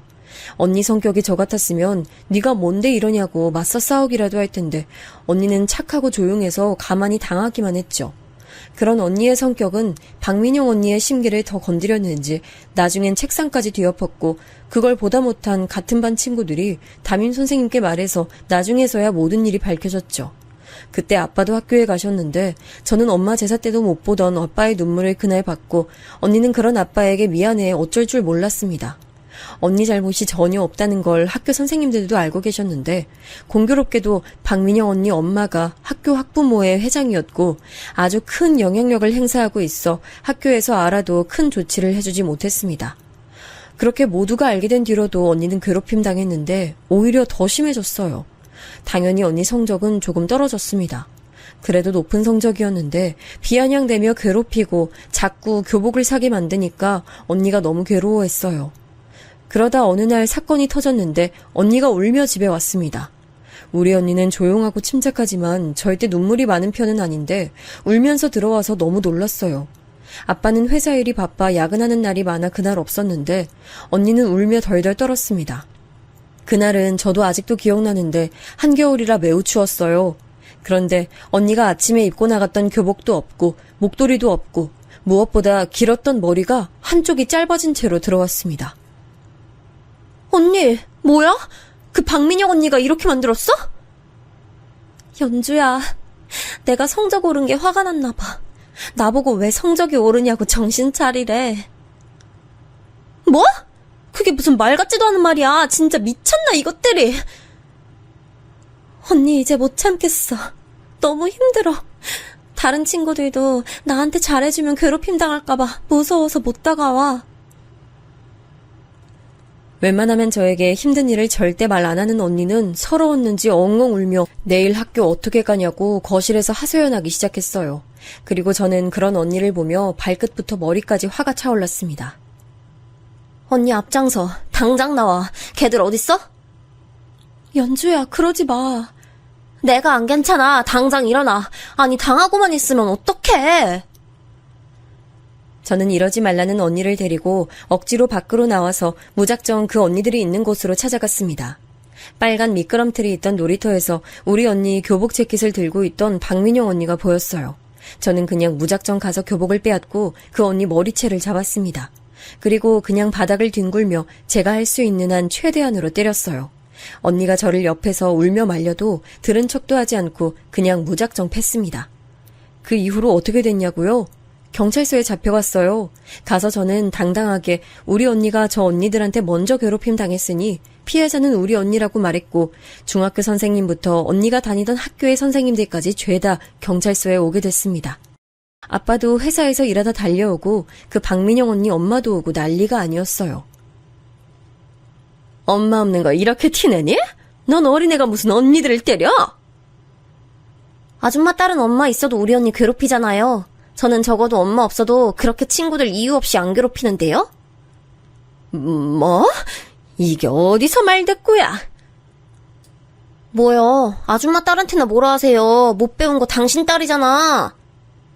거기 그만하세요, 아줌마, 학생! 경찰 아저씨가 말릴 정도로 경찰서에서도 저는 절대 지지 않고만 썼습니다. 그 이후로 우리 언니를 건드는 사람이 없었다면 해피엔딩이겠지만 전혀 그러지 않았어요. 언니는 박민영 언니의 엄마 입김 때문에 학교를 더 다니는 게 전보다 힘들었습니다. 언니는 결국 제 발로 자퇴까지 하게 됐는데 제가 울며 저 때문에 그런 거냐 물었더니 언니는 오히려 저를 위로했어요. 우리 연주 덕분에 언니가 그래도 한 방 제대로 먹이고 자퇴하는 건데? 너 없었으면 언니는 억울해서 잠도 못 잤을 거야. 아빠도 제가 언니들을 가서 때렸던 걸 혼내지 않았고 언니는 비록 자퇴하게 됐어도 자기는 걱정하지 말라고 했어요. 사실 학교에 계속 다니는 게 진짜 힘들었던 터라 제가 그렇게 행동하지 않았어도 자퇴하게 됐을 거라고 언니는 저와 아빠에게 말했습니다. 저 때 놀이터 바닥을 뒹구느라 제 팔에 돌멩이가 박혀 아주 깊은 상처가 생겼었는데 그 상처는 아직도 지워지지 않네요. 그날 당시에는 너무 화나서 상처가 난 줄도 몰랐는데 아빠가 그걸 보고 박민영 언니 엄마에게 내 새끼 팔 보라고 달려들어 경찰서에서 쫓겨났거든요. 아빠는 남들이 뭐라 해도 우리끼리는 서로 이렇게 뭉쳐야 한다고 저한테 잘했다고 칭찬을 해주셨습니다. 무튼 그 사건으로 인해 언니는 자퇴하고 저는 고등학교를 우리 동네가 아닌 다른 동네로 가게 됐어요. 언니가 다니던 학교는 선생님들 시선 때문에 가지 못했고 옆에 있는 학교에 입학했는데 입학하자마자 아빠가 발령이 나서 서울로 이사 갔습니다. 덕분에 우리는 서울에서 새로운 시작을 하게 됐는데 지역을 떠나니 언니도 그동안 불안했던 감정이 해소되어 훨씬 마음이 편안해졌는지 적응도 잘했어요. 서울이라 검정고시 학원도 많아 제가 학교 갈 때 언니는 학원으로 가서 공부했고 금방 검정고시를 딸 수 있었죠. 바로 대학 준비를 해서 무려 초등학교 교사가 될 수 있는 교대에 진학한 언니는 제가 이유를 물어봤었어요. 그러자 언닌 교사가 돼서 자기처럼 부모가 없거나 왕따당하는 학생을 도와주고 싶다 말해서 이유조차 우리 언니답다고 제가 말했던 기억이 나네요. 중학교 때까지는 공부하는 담을 쌓아 친구들과 놀기 바빴던 저는 오히려 제가 위에 말했던 사건을 겪으며 공부를 잘해야겠다고 생각하게 됐네요. 그래서 서울에 와서는 정신 차리고 열심히 공부하기 시작했습니다. 다행히 언니가 공부를 매우 잘해서 언제든 모르는 게 있으면 물어볼 수 있는 사람이 있었고 저는 언니 도움을 매우 많이 받았어요. 남들은 학원 다니고 과외 선생님을 집으로 데려왔지만 그럴 필요도 없었죠. 그렇게 언니에게 과외받으며 서울에 있는 대학교에 입학할 수 있었습니다.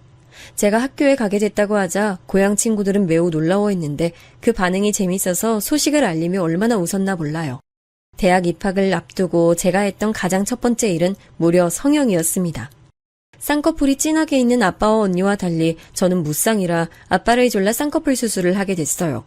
아빠는 제 눈이 엄마 눈과 똑같다며 아주 예쁘니까 성형 절대 하지 말라고 했지만 제 완고한 눈빛을 보고 허락해 주셨죠. 그렇게 성형까지 하고 저는 대학에 들어가서 아주 열심히 놀았어요. 학교 생활을 열심히 하며 장학금 타서 다니던 언니와 달리 저는 노느라 집에 들어가지도 않았습니다. 언니는 대학을 다니며 한 번도 휴학하지 않고 졸업해서 임용고시도 한 번에 합격해서 바로 어린 나이에 선생님이 됐습니다. 그리고 첫 발령난 학교에서 형부를 만났는데 형부 보고 저는 소름이 돋았어요. 이유는 그냥 남자 언니였거든요. 성격이 둘 다 똑같았는데 너무 착해서 결혼 준비를 하다 무리하게 결제해도 그러려니 하는 걸 보고 속이 터져서 제가 대신 백화점에 가서 따져줬습니다. 아빠는 우리 언니가 엄마가 안 계시니 형부네 집안에서 반대할까 걱정했는데 형부 부모님은 오히려 그런 환경에서도 잘 자란 언니가 너무 대견하다고 반기셨어요. 언니의 첫 남자친구가 형부였던 것과 달리 저는 대학을 다니며 남자친구를 10명도 넘게 만났습니다. 대학을 누구보다 즐기던 저는 쉴 새 없이 노느라 학점도 챙기지 않았는데 그 점에 대해선 후회가 전혀 없어요. 그래도 대학 간판이 좋아 졸업하고 바로 취업도 했는데 누구나 아는 중견기업에 들어갈 수 있었습니다. 비록 학점은 좋지 않아도 활발한 제 성격을 면접에서 보여드렸더니 좋아하셨어요. 그래서 그렇게 들어간 회사에서 저는 지금 남편을 만날 수 있었습니다. 남편은 우리 팀에 있던 제 사수였는데 제가 입사하던 첫날 저에게 첫눈에 빠졌다고 하더라고요. 저도 남편의 겉모습이 마음에 들어서 만나게 됐는데 생각보다 남편은 더 다정하고 섬세한 사람이었습니다. 그리고 놀랐던 점은 바로 남편 고향이 제 고향과 같았다는 점입니다. 고향에 대한 기억이 좋은 기억만 있는 게 아니라 주춤하기도 했지만 그래도 같은 동네에서 자랐다는 사실은 우리를 더 가깝게 만들어줬죠. 다행히 남편이 저보다 1살 많아 언니와도 저와도 같은 학년이 아니었고 남고를 나와서 그 사건은 모르더라고요. 그냥 에라 모르겠다 생각하고 시부모님 보러 가기 전에 그 사건을 말했더니 박장대소하며 제게 대단하다고 해줬습니다. 자기 진짜 대단하다. 어린 나이에 고등학교 언니들한테 그러기 쉽지 않잖아. 그냥 그때는 눈에 뵈는 게 없었어. 감히 우리 언니를 자꾸 괴롭히는 게 너무 싫었지. 시부모님 뵈러 갔을 때 다행히 두 분은 제 성격이 마음에 든다고 결혼 허락을 바로 해주셨어요. 워낙 밝고 특히 어른들에게 먼저 잘 다가가는 터라 가자마자 애교를 부렸더니 특히 시아버지가 너무 좋아하셨습니다. 언니가 있던 저와 달리 남편은 남동생이 하나 있었는데 저보다 1살 어린 도련님이었죠. 서울에서 대학 나왔던 남편과 달리 도련님은 우리 고향 옆에 있던 광역시 대학을 나왔습니다. 우리 집에서도 아빠와 언니는 우리 남편을 마음에 들어 했는데 제가 형부 성격이 언니와 똑같아서 놀랐었던 만큼 언니는 제 남편을 보고 남자 이연주라고 하더라고요. 양가 반대 없이 우리는 결혼 준비를 순조롭게 하고 직장 옆에 신혼집을 얻게 됐습니다. 언니와 제가 둘 다 결혼하니까 집에는 아빠가 혼자 계셨는데 그래도 언니도 저도 서울에서 직장을 다녀서 아빠를 자주 뵈러 갔어요. 결혼했으니 각자 남편도 데리고 갔는데 덕분에 언니와 제가 둘 다 집에 가면 집이 굉장히 북적거렸습니다. 제가 장난스럽게 아빠에게 재혼 생각은 없냐고 물어보면 아빠는 됐다고 했죠. 남편과 저는 신혼생활을 매우 재밌게 보냈는데 둘 다 해외여행이 취미라 여기저기 많이 다녔어요. 그러다 보니 자연스럽게 아기를 가지는 계획도 뒤로 미뤘습니다. 언니와 형부는 결혼하고 바로 아이를 가져서 낳았는데 조카는 딸이었습니다. 너무 예뻐 몇 번을 보러 갔나 몰라요. 언니가 산후조리를 제대로 하지 못할까봐 조리원 퇴원하고도 언니네 집 가서 조리를 도와줬습니다. 그러지 말라고 했는데 워낙 어릴 때 받았던 게 많아서 도와주지 않을 수가 없었죠. 딸은 형부를 똑 닮았는데 제가 봐도 참 귀엽게 생겼습니다. 그래서 남편과 저는 조카를 자주 보러 가면서 우리의 생활을 충분히 즐겼어요. 시부모님도 아이는 준비가 되었을 때 낳는 게 좋다고 우리가 준비되면 그때 낳으라고 하셨죠. 근데 그렇게 남편과 행복하게 해외여행도 즐기며 회사에 다니고 있었는데 저는 퇴사를 하게 되는 사건이 발생했습니다. 너무 황당했는데 억울해서 사연이라도 말해보자면 저는 사내연애로 결혼해서 직장에서 이미 우리가 부부라는 건 다 알고 있었어요. 특히 같은 팀이라 더 유명했는데 새로운 신입사원이 제 남편에게 호감을 표현했어요. 사람들이 다 우리 남편 유부남이라고 말했는데 전혀 개의치 않고 당돌하게 들이대는 모습을 보고 저는 또 가만히 있지 못했습니다. 처음엔 당연히 좋게 말했는데 2번이나 말해도 남편에게 밤에 전화하고 자꾸 말을 걸더라고요. 속으로 이연주 정신 차려 여긴 학교가 아니고 회사야 되뇌었지만 거슬리는 건 막을 수 없었습니다. 남편은 자기가 할 수 있는 만큼 최대한 선을 그었고 절대 그런 성격이 아닌데 일부러 사람들 앞에서 부부라는 것을 다 티냈는데 그 신입사원은 여전히 들이댔어요. 언제는 제가 대신 전화를 받아서 최대한 좋게 말한 적도 있어요. 지원씨, 이 사람 유부남이에요. 저 모르는 거 아니죠? 저 이대리예요. 우리 다 얼굴 보는 사이인데 그만해요. 지금 그런 행동 뒤에서 말 얼마나 나오는지 알아요? 그런데 신입은 멈추지 않았고 오히려 더 심하게 들이대기 시작했어요. 아무리 회사에서 눈치를 주고 그러지 말라고 해도 뻔뻔하게 들이대는 모습을 보고 결국 저는 제 성격대로 그 신입에게 가서 미쳤냐고 한 소리를 크게 퍼부었고 바로 사직서를 냈습니다.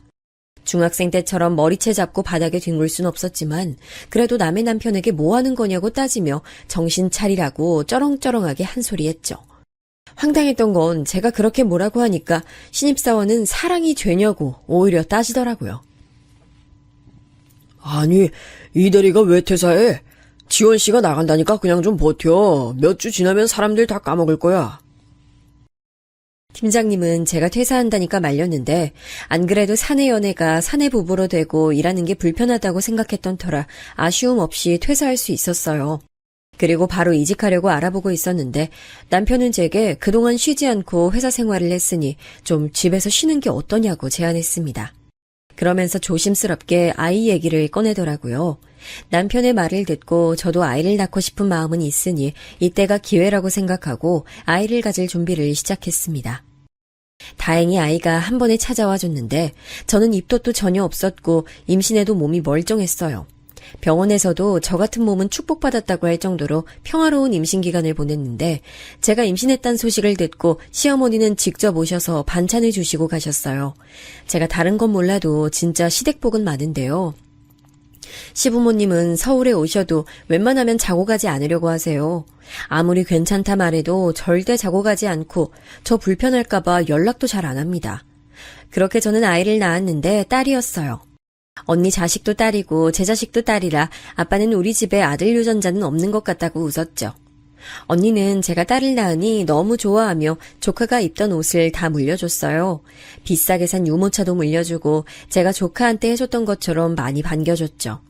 저는 원래 성격이 집에만 있으면 답답해하는 성격이라 고향에도 자주 가서 어렸을 때 친구들 만나며 우리 딸 보여주기도 하고 시댁에서 자고 오기도 했어요. 남편 없이 어떻게 시댁에서 자냐고 신기해하는 사람 많았는데 저는 아무렇지도 않더라고요.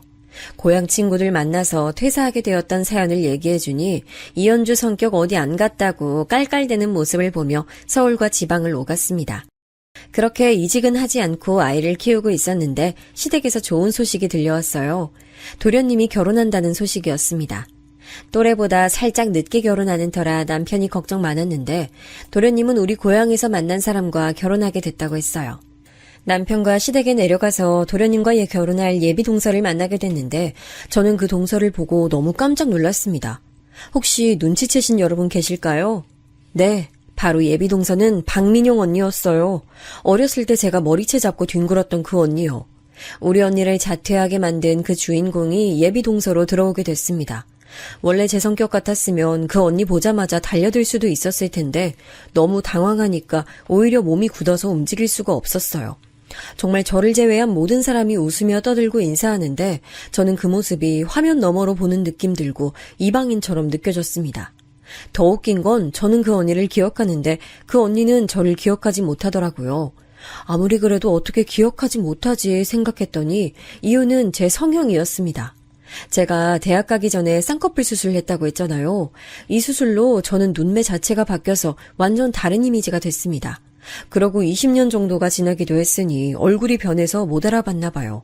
하지만 저는 기억하고 싶지 않아도 그 언니가 당연히 기억났죠. 저는 그런데 그 언니의 얼굴도 얼굴인데 직업 듣고 너무 놀라 아이가 보채도 달래주지도 못했습니다. 직업이 뭐였는지 아세요? 바로 어린이집 선생님이었어요.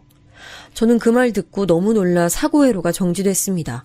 속으로 사실 그 자리에서 모든 얘기를 까발리려고 했는데 제가 그러지 못한 이유가 있었어요.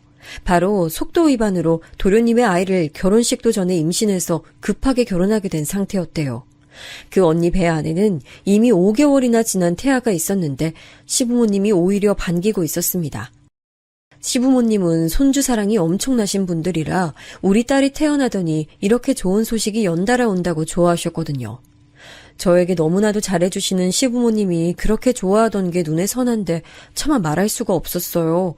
또 도련님이 결혼하지 않겠다 해서 시어머니가 특히 걱정이던 상태에 속도 위반으로 결혼하게 된 거라 마음 바꿀까봐 시어머니는 벌써 예식장을 잡았거든요. 그래서 저는 그 언니를 위해서가 아니라 우리 시부모님의 충격을 위해 일단 함구했습니다. 그리고 또 제가 아이를 낳아보니 세상 모든 아이는 소중하게 느껴져 일단 참았어요. 그렇다고 제가 그 언니를 용서하거나 그런 건 전혀 아니에요. 우리 언니를 자퇴하게 만든 사람인데 잊고 싶어도 잊을 수 없죠. 용서하며 입을 다문 것이라기보단 일단 지켜보자는 의미가 컸어요.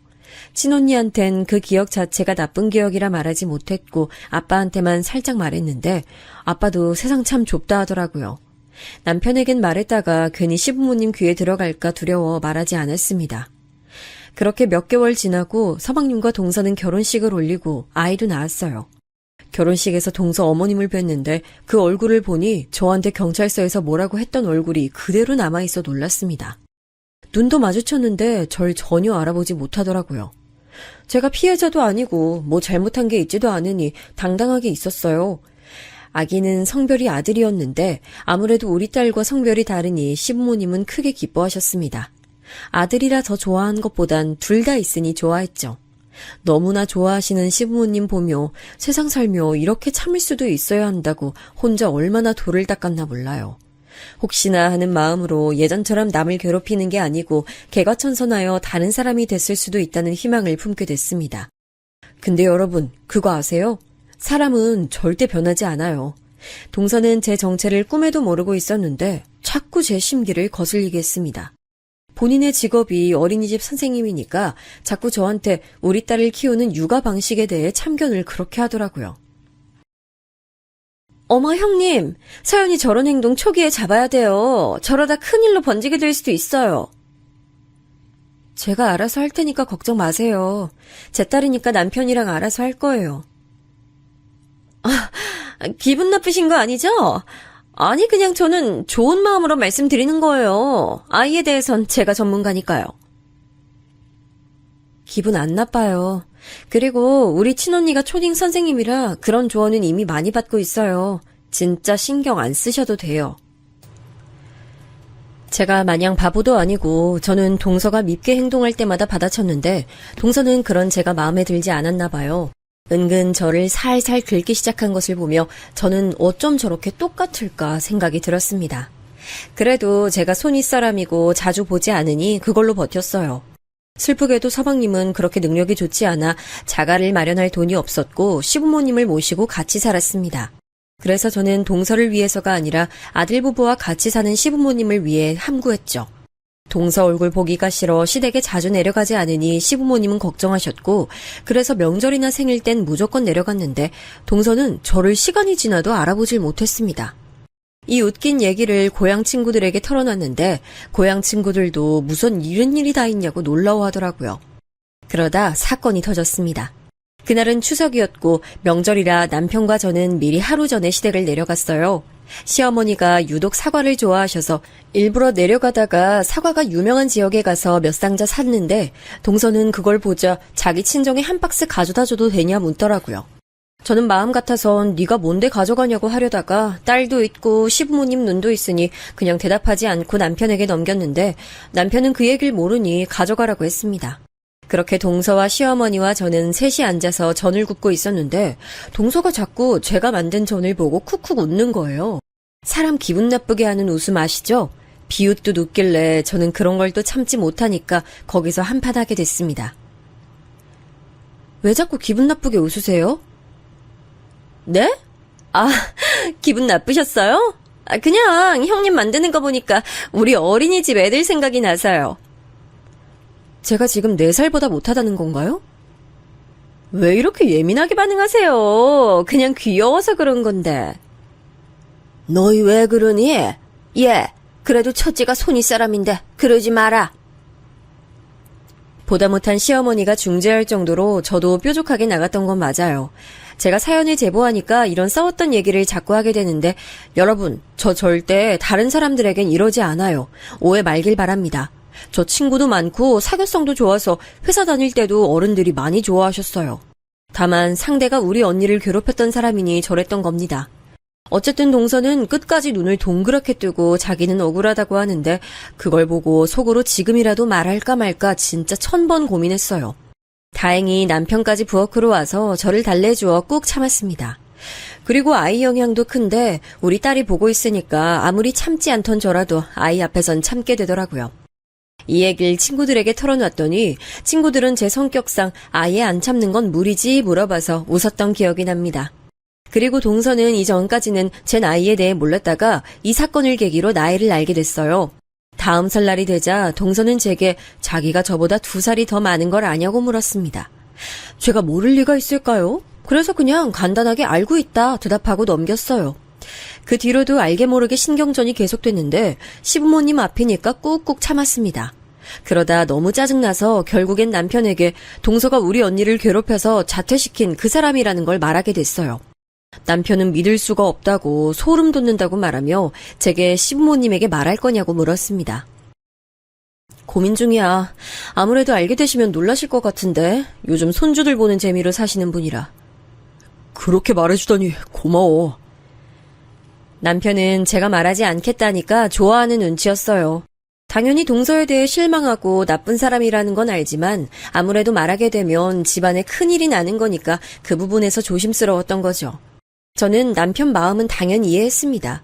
그리고 만약 시부모님이 제게 조금이라도 못해주셨거나 차별하시거나 그러셨으면 당장 폭로하고 연은 끊었을 텐데 시부모님은 저에게 너무나 잘해주셨거든요. 친구들을 봐도 저같이 시댁 잘 만난 사람을 본 적이 없습니다. 그리고 남편도 저와 딸에게 지극정성이라 그냥 혼자만 알고 있어야지 생각했어요. 이런 제 마음을 모르는지 동서는 제 속을 박박 긁더라고요. 그럴 때마다 속으로 참을 인을 새기며 화장실에서 심호흡하고 적당히 받아치며 상대하던 어느 날이었습니다. 그날은 시아버지 생신이셔서 남편이 휴가를 내고 저와 딸을 데리고 시댁으로 내려갔어요. 다음 날이 토요일이라 하루 자고 올 예정이었죠. 그래서 짐이 되게 많았는데 그러다 저는 딸이 좋아하는 인형을 하나 못 챙겼습니다. 그 토끼 인형은 딸 애착 인형이었고 그게 없으면 딸은 쉽게 잠들지 못하는데 이런 현상은 지극히 정상이라고 알고 있어요. 언니에게 고민을 털어놓았을 때도 어린애들은 그러기 쉬우니까 오히려 일부러 뺏지 말라 하기도 했고 남편과 저는 도덕적인 게 아니라면 저런 것쯤은 이해해주자라는 주의라 충분히 딸 의견을 존중했습니다. 무튼 아이를 키우는 분들은 다 아실 텐데 다 챙겼다고 생각해도 꼭 한 개씩 빼먹는 게 나오잖아요. 하나부터 10까지 다 챙겼다 확인하고 출발했는데 애착 토끼 인형을 빼먹었다는 사실을 시댁 도착하고 자기 직전에 알게 됐습니다. 당연히 딸은 울고불고 난리가 났고 저와 남편은 그런 딸을 달래고 있었어요. 그래도 달래면 금방 그치는 아이라 조금만 안아줘야지 생각하고 열심히 달래고 있었는데 동서가 옆에 오더니 말을 걸었습니다.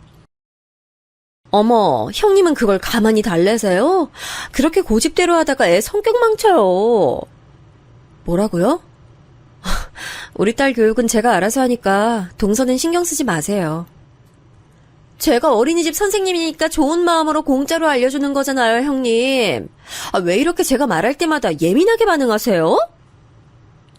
제가 저번에도 말한 것 같은데 우리 언니가 초등학교 선생님이에요. 왜 자꾸 우리 딸한테 관심 가지는지 모르겠는데 동서 아들이나 발달 과정 잘 보세요. 지금 말도 잘 못하던데. 뭐라고요? 그걸 말이라고 해요? 아무리 그래도 그런 식으로 말하는 건 아니죠. 결국 저는 또 동서와 한밤중에 싸우게 됐습니다. 남편과 서방님이 와서 우릴 말리는데 저도 더 참을 수가 없었어요. 다행히 시부모님이 집을 잠시 비웠던 터라 저도 그렇게 나올 수 있었습니다. 엄마들이 싸우니까 우리 딸과 동서 아들도 덩달아 울음이 터졌고 서방님과 남편이 옆에서 열심히 말려도 끝까지 저는 제 할 말 했어요. 절 건드는 건 넘겨도 감히 우리 딸한테 뭐라 하는 건 절대 참을 수 없었습니다.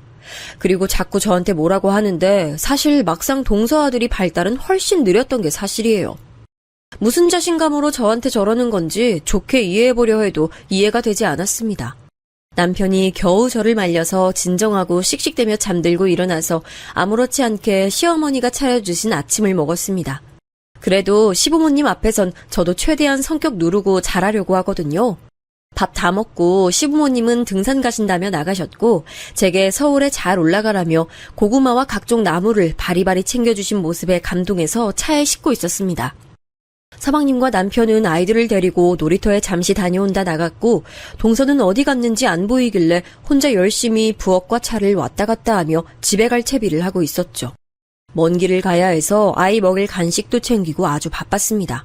근데 갑자기 동서가 부엌에 등장하더니 말을 걸더라고요. 어젯밤에 사건도 있어서 전혀 달갑지 않았기 때문에 그냥 적당히 대꾸하고 자리를 뜨려고 했습니다. 근데 저는 동서 말에 어이가 없어서 또 굳게 됐어요. 아니 근데 형님 너무 저 안 좋게 보지 말아주세요. 가족이라 친하게 지내고 싶은데 형님이 날 너무 안 좋게 보네. 그건 제 맘이고요. 근데 왜 반말이세요? 아니 내가 더 나이 많은 거 형님도 알잖아. 그냥 언니 동생 하면서 둘이 잘 지내자. 둘만 있을 땐 말 놔도 되지? 동생?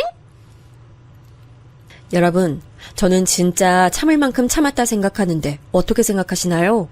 어젯밤에 동서와 이미 한바탕 했으니 이번 아침에 시비를 걸어도 그냥 꾹 참고 서울로 빨리 도망가야겠다 생각했는데 그 말에 그럴 수 없었습니다.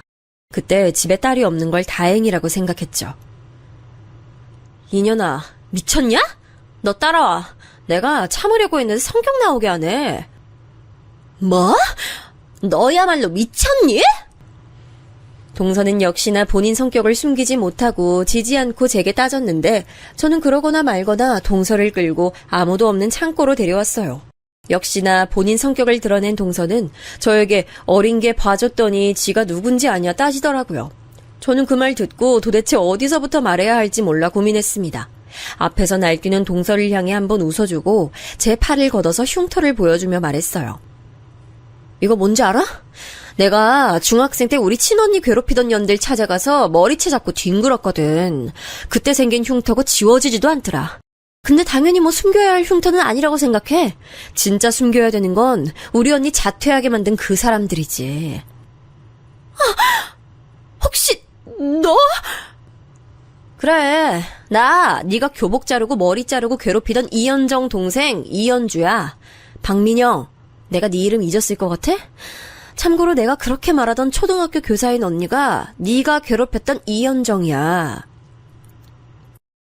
아무 말도 못하고 눈만 동그랗게 뜨고 저를 바라보더라고요. 그동안 성격 참느라 죽는 줄 알았는데 이게 기회다 싶어 퍼붓기 시작했습니다. 어찌나 통쾌하던지 10년 묵은 채증이 내려가는 기분이 이런 기분이구나 느꼈죠. 앞으로 나한테 육아 관련이든 뭐든 뭐라 참견하기만 해봐. 당장 시부모님한테 네 과거 말할 거야. 아니, 시부모님뿐만 아니고 서방님한테도 말할 거야. 알겠어? 내가 미안해. 제발 말하지 마. 나 진짜 뉘우치고 반성하고 있어. 진짜야. 야, 내가 손이라고 몇 번 말해. 존댓말 해. 아, 맞아. 아니. 맞아요. 죄송해요, 형님. 제발 말하지 마세요. 제가 쥐 죽은 듯이 살게요. 그렇게 저한테 빌빌 기는 동서를 보니까 어렸을 때 사건이 자꾸 머릿속에 떠올랐습니다. 그때는 놀이터에서 뒹굴다가 경찰서에 가기도 했었는데 지금 이렇게 한 가족이 돼서 창고에서 이러고 있다니 세상 좁아도 너무 좁더라고요. 저는 사실 그때까지도 빌빌 기는 동서를 보며 시부모님을 기다렸다가 동서 정체를 밝히려 했습니다. 근데 문득 저 모습을 보니까 오히려 말하지 않고 언제 말할지 겁주는 게 동서 같은 사람에겐 최고의 복수더라고요. 그리고 동서랑 서방님이 돈을 못 벌어서 시부모님이 아이가 크면 독립시켜주겠다고 해서 동서는 시부모님에게 잘 보여야 하거든요. 아, 말이 나와서 말하자면 경찰서에서 저한테 엄마 없다고 뭐라 했던 동서네 엄마는 지금 가난하게 살고 있습니다. 잘 나가던 동서 집안은 언니가 자퇴하고 우리가 서울로 뜨고 나서 대차게 망했대요. 이래서 권선징악이라는 말이 있나 봐요. 집이 망해서 돈을 왕창 잃고 난 뒤 동서는 성적이 점점 떨어졌고 원하던 대학도 가지 못한 채로 고향에 남게 됐다고 해요. 그리고 지역에 있던 전문대 들어가서 어린이집 교사 자격증 따서 어린이집 선생님이 됐던 거죠. 뿌린 대로 돌아온다는 말이 이런 말이죠. 우리 언니에게 엄마 없다고 자기 딸이 괴롭힌 것을 당당하게 감싸며 뭐라 했던 동서의 엄마는 집안이 망해서 충격에 알아눕기까지 했단 말을 듣고 얼마나 웃겼나 몰라요. 저는 성격이 그렇게 좋지 못해서 아프단 소리를 들어도 전혀 안타깝지 않고 통쾌했습니다. 무튼 저는 아주 통쾌한 마음으로 집을 나가서 서울로 올라오는데 자꾸 제가 실실 웃으니까 남편이 무슨 좋은 일 있냐 묻더라고요. 우리가 차에 타서 문을 닫기 전까지 동서는 제 눈치 보느라 바빴거든요. 여보, 나 결국 내 성격 못 참고 그대로 말했어. 내가 이현정 동생 이현주라고. 뭐?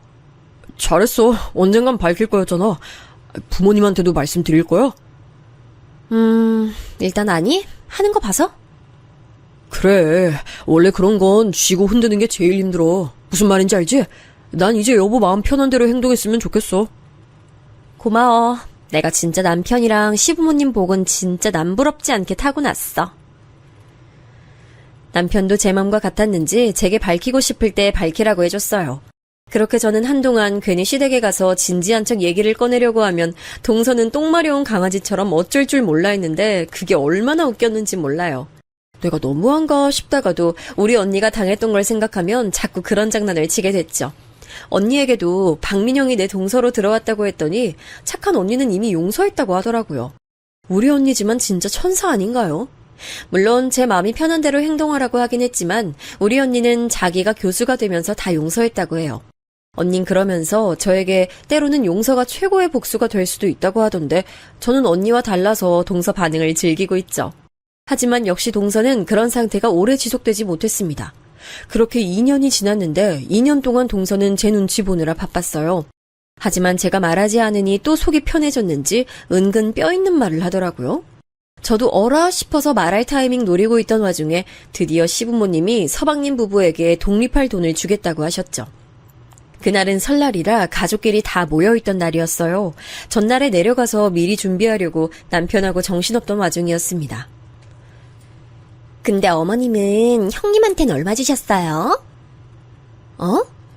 첫째 땐 자기들 돈이 더 많았지. 둘 다 탄탄한 기업 다녔잖아.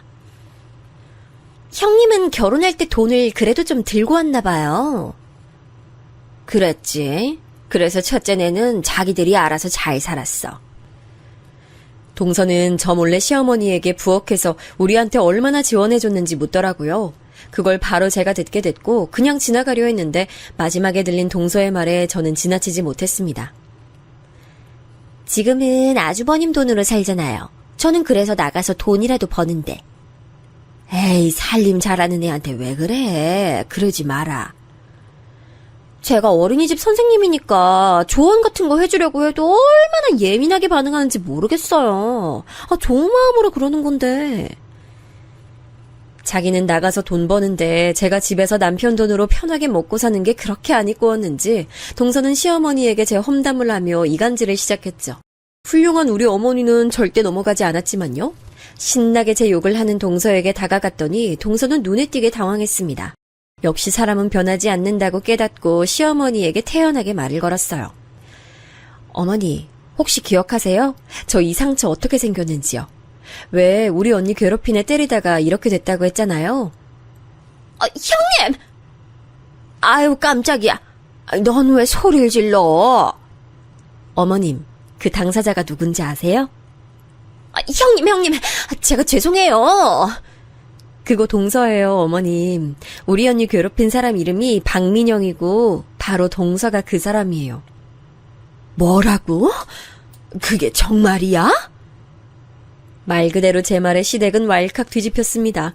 서방님도 그 사실을 전혀 몰랐었는지 동서에게 진실을 요구했고 결국 동서는 모든 사실을 인정했어요. 시어머니는 무슨 이런 경우가 있냐고 저에게 그동안 참느라 고생했다고 말씀해 주셨습니다. 서방님은 배신감에 몸을 부들거리며 어떻게 그럴 수가 있냐고 하고 집안은 쑥대밭이 됐어요. 밝히지 않고 살 수도 있었던 것을 자기가 자기 무덤을 판 동서는 결국 이혼 얘기까지 나왔습니다. 알고 봤더니 그렇게 참하고 착한 이미지로 보이려고 많이 노력했더라고요. 우리 언니를 괴롭혔던 내용을 구구절절 시부모님 앞에서 말하니 동서는 고개도 못 들었습니다. 시아버지는 그런 동서에게 집을 못 주겠다고 대놓고 말씀하셨고 더해서 꼴도 보기 싫으니 너희 부부는 나가서 살라고 말씀하셨어요. 왜냐하면 시아버지 직업이 고등학교 교사거든요. 교사로 근무하시며 그런 비행청소년을 누구보다 싫어하셨던 시아버지는 동서의 정체를 알고 말 그대로 내쫓았습니다. 결국 오갈 데 없는 동서는 친정집에 가서 있었는데 열심히 시부모님께 빌고 있나 보더라고요.